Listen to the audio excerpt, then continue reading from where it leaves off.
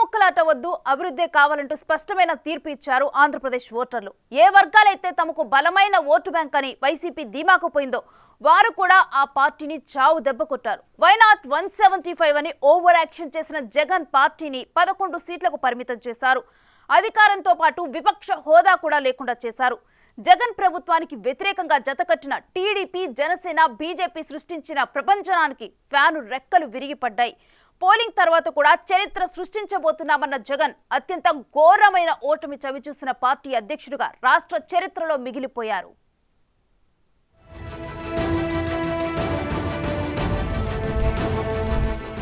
నిజంగా ఎన్నికలన్నీ కూడా బాగా జరుగుతాయి అన్న నమ్మకం రోజు రోజుకు కూడా సన్నగిల్లుతా ఉంది. కారణం ఏమిటి అంటే ఆన్గోయింగ్ పథకాలకు సంబంధించిన ఆన్గోయింగ్ స్కీమ్స్కి సంబంధించిన బటన్లు నొక్కిన సందర్భాలలో కూడా డబ్బులు కావాలని అక్కచెల్లెమ్మలకు పోకుండా ఆపుతా ఉన్నారు.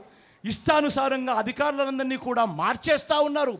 రావాల్సిన మంచి ఏది కూడా ప్రజలకు జరగకుండా చేస్తూ ఉన్నారు. ఇన్ని కుట్రలు పన్నుతా ఉన్నారు. కేవలం ఎందుకో కేవలం మంచి బీదలకు పేదలకు మంచి చేసే మీ జగన్ ఒక్కడు ఉండకుండా చేసేందుకు ఇన్ని కుట్రలు చేస్తా ఉన్నారు. గమనించమని అడుగుతా ఉన్నా. మే 6న జగన్ నోటి వెంట వచ్చిన మాటలివి. అప్పుడే వైసీపీ అధ్యక్షుడు జగన్ ముఖం మీద నవ్వు మాయమైంది. ప్రసంగాల్లో పదాలు తేడా కొట్టాయి. ఎన్నికలు ప్రశాంతంగా జరుగుతాయన్న నమ్మకం పోతుందని, అధికారులను ఇష్టానుసారం మార్చేస్తున్నారని తెగ ఫీల్ అయిపోయారు. సీన్ కట్ చేస్తే గత నెల 13న పోలింగ్ ముగిసింది. తనకు పెయిడ్ సలహాలిచ్చి గైడ్ చేసిన ఐపాక్ టీంని అభినందించడానికి వెళ్లిన జగన్ ఆ టీంతో సెల్ఫీలు దిగి 2019కి మించి చరిత్ర సృష్టించబోతున్నామని ఘనంగా ఇంగ్లీష్లో ప్రకటించారు.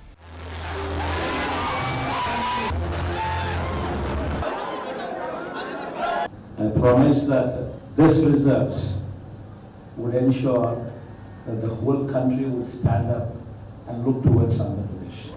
When someone told me last time itself was 151, last time out of 175, 151 itself is a tall number.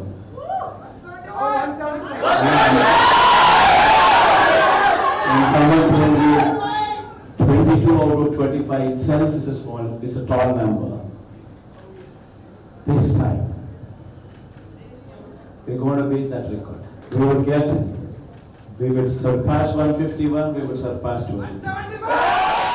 ఎన్నికలు సజావుగా జరుగుతాయో లేదో అని బేలగా వ్యాఖ్యానించిన జగన్ ముఖంలో కనిపించిన ఫీలింగ్సే చరిత్ర సృష్టిస్తామని చెప్పినప్పుడు కూడా కనిపించాయి. ముఖంలో ఎలాంటి ధీమా కనిపించకపోయినా మాటల్లో మాత్రం గాంభీర్యం ప్రదర్శించారు. ఇక ఎన్నికల ఫలితాల తరువాత మీడియా ముందుకొచ్చిన ఆయన ఇలాంటి ఫలితాలు ఊహించలేదని వాపోయారు. అక్క చెల్లెమ్మల ఓట్లు, అవ్వాతాతల ఓట్లు ఏమయ్యాయో తెలియటం లేదని దాదాపు ఏడ్చినంత పనిచేశారు. ఓడిపోయినా కూడా నా ప్రతి కష్టంలో కూడా తోడుగా అండగా నిలబడిన నా ప్రతి నాయకుడికి, ప్రతి కార్యకర్తకు, ప్రతి వాలంటీర్కు, ప్రతి ఇంట్లో నుంచి వచ్చిన ప్రతి స్టార్ క్యాంపెయినర్గా నాకు తోడుగా నిలబడిన నా అక్క చెల్లెమ్మలకు, అన్నదమ్ములకు, మీ అందరికీ మనస్ఫూర్తిగా మీ అందరికీ కూడా కృతజ్ఞతలు తెలియజేస్తా ఉన్నాను. ఏం జరిగిందో తెలియదు కానీ ఏమి చేసినా ఎంత చేసినా ఇంకా 40% ఓటు బ్యాంకు మాత్రం తగ్గించలేకపోయారు.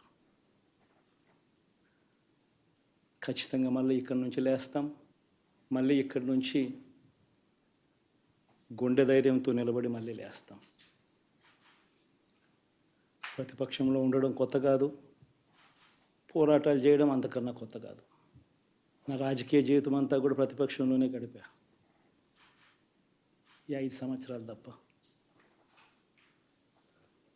పోరాటాలే చేశా. రాజకీయ జీవితంలో ఎవడు చూడని కష్టాలు కూడా అనుభవించా. ఇప్పుడు అంతకన్నా కష్టాలు ఏదైనా పెట్టినా కూడా సిద్ధంగా ఉన్నాం, సిద్ధంగా ఎదుర్కొంటాం.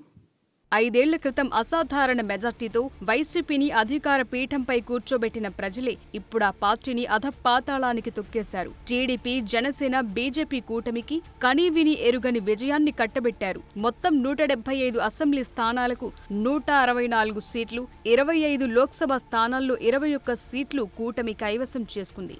వైనాట్ 175 అని బీరాలు పలికిన జగన్ పార్టీ 11 అసెంబ్లీ సీట్లు, 4 లోక్సభ స్థానాలతో సరిపెట్టుకోవాల్సొచ్చింది. 8 ఉమ్మడి జిల్లాల్లో ఆ పార్టీ ఒక్క స్థానాన్ని దక్కించుకోలేదంటే ప్రజలు జగన్ పాలనపై ఎంత ఆగ్రహంతో ఉన్నారో అర్థమవుతుంది.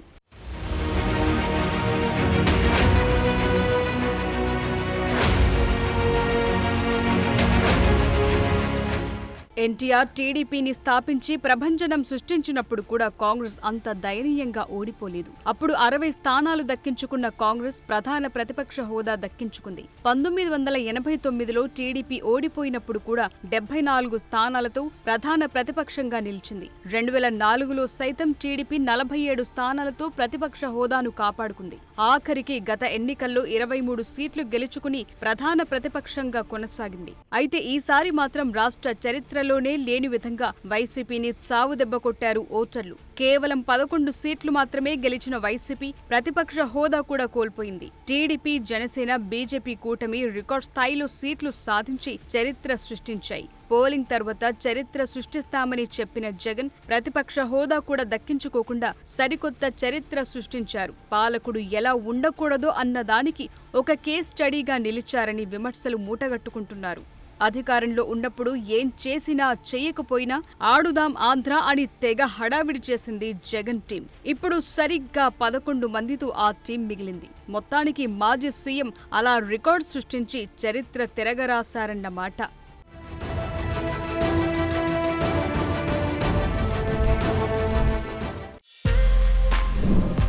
For more videos like this, subscribe Big TV channel.